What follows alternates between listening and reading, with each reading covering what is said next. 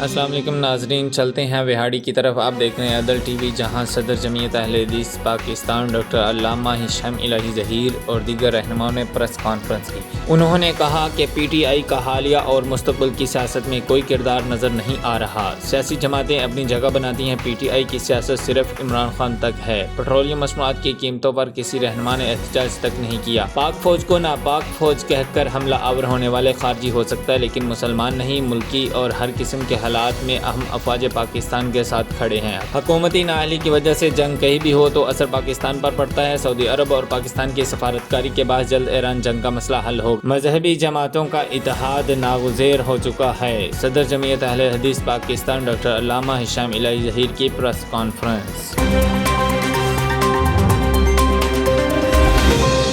چلتے ہیں اٹک، جہاں عدل ٹی وی کے رپورٹر صداقت علی کے رپورٹ کے مطابق ضلع اٹک میں پولیس نے بڑی کارروائی کرتے ہوئے کروڑوں روپے کی مالیت کی منشیات پنجاب اسمگل کرنے کی کوشش ناکام بنا دی۔ کارروائی کے دوران 3 ملزمان کو گرفتار کر لیا گیا، جبکہ گاڑی سے بھاری مقدار میں چرس برآمد کی گئی۔